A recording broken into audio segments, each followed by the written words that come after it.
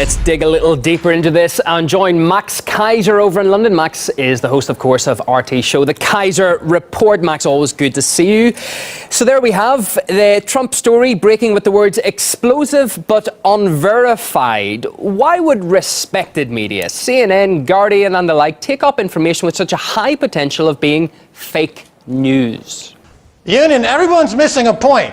I want to make a point here. No one's caught it. Back in December, just a couple of days before Christmas, Barack Obama passed the NDAA, National Defense Authorization Act, which legitimized and legalized propaganda by the U.S. government to the U.S. people. So this is obviously now, we're seeing U.S. propaganda. CNN is now obviously an instrument of the U.S. government propaganda. The New York Times and BuzzFeed are now instruments of U.S. government propaganda by law, by the NDAA. Not only does it give them the ability to propagandize inside America, but it also means they can censor other competing news outlets, and it also means they're going to spend a lot of money toward creating new news organizations. And that amounts to a bailout of CNN, ABC, NBC, CBS. Their ratings were going into the toilet. Les Moonves of CBS said, Trump saved us. Without Trump, we would have gone out of business because the news in America is dead. But thanks to Trump, they started making some money. And thanks now to this NDAA pro-propaganda law, they're going to get hundreds of billions of dollars from the U.S. taxpayer to bail out American media. It's a huge bailout scheme. I say, compete on the truth. Yeah, RT is a dynamic, fast-growing news organization. We've got a bias toward truth. What's your bias? Come out here and give us real news, not your fake propaganda BS. Well, they came out, CNN, saying that they have a statement that their report varies significantly from BuzzFeed that didn't want to be put in the same yard as BuzzFeed, saying that Trump's transition team are aware of the differences. But that hasn't seemed to appease the president-elect, has it, given his reaction to the channel at the news briefing today? Look, CNN is trying to argue that they've got the most fingers in the leper colony. At the end of the day, they're still propagandists and lepers. Donald Trump rightly called CNN fake news. The president-elect of the United States rightly calling CNN, and by extension, all mainstream American news organizations, fake news. They make Alex Jones look like Walter Cronkite. This is a truly historic moment in the news business. How far we've come from Edward R. Murrow to the Tapper.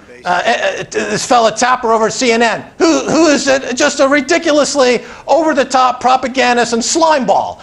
You know, where is American news? It's in the toilet. People are relying on RT because RT gives actual journalistic truth. And as a result, it's doing fabulously well in the global news business and continues to expand because people want news. RT gives them news.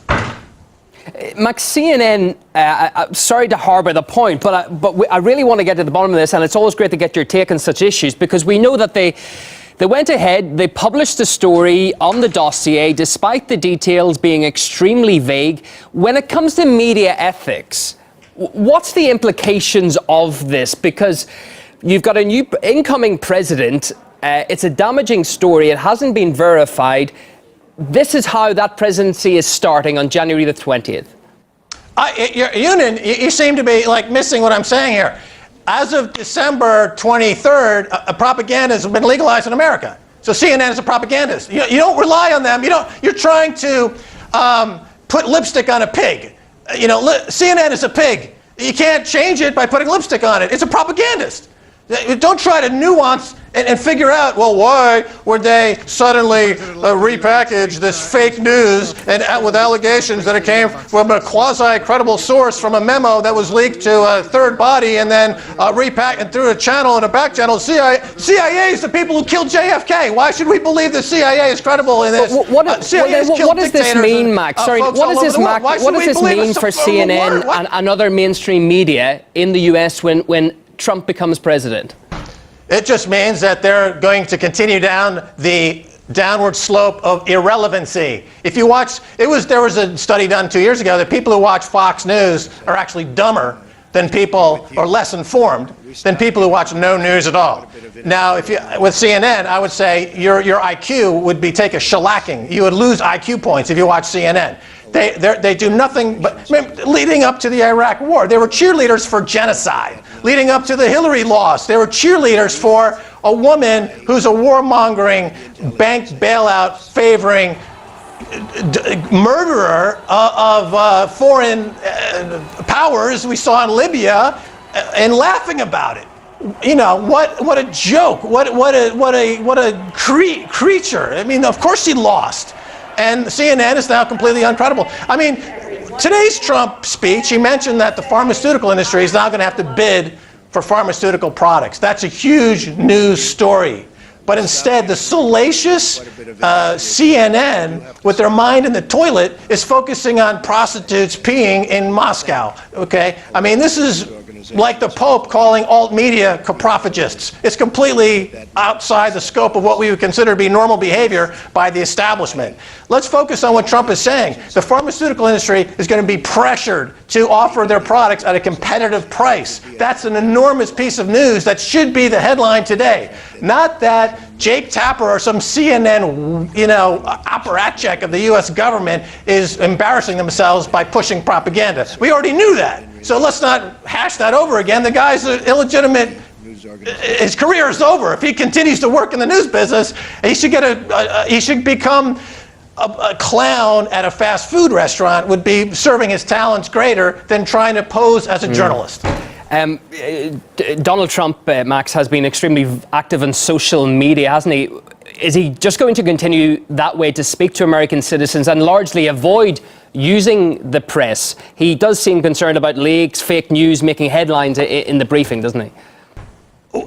The social media is the news business. The news business has been disintermediated out of existence. Remember when the plane went down in the Hudson River suddenly, and the people were tweeting live from the wing of the plane in the middle of the river before any news crews showed up. People are live streaming from these events. You don't need a news bureau to send out a camera team and get there 6 hours after the event to report on what's going on. It's already being live streamed, so he's going directly to the American people. This is direct democracy in action. I hope he continues with this notion and offer some referendums to the American people for more direct democracy in action and extend the social media phenomenon to characterize and to change how politics is done in America. Also, I would suggest to anyone looking to get into politics in America, the Democratic Party is now completely decimated. Run as a Democrat somewhere in the country. I'm thinking about running as a Democrat, as a matter of fact, for Congress in the 6th District of North Carolina, the election in 2018. I'm considering running for Congress in this district as a Democrat, because I think that this is really the place and the time to get into a political career, because there's going to be no opposition and there's going to be no one there to, you can reinvent the politics as you see fit. And I'm seriously considering this. I'll make a formal announcement probably in March. I can see you getting quite the amount of votes. Max Keiser, the views of Max Keiser, we should say, in that interview. Always a pleasure having you in the program. Thanks, Max.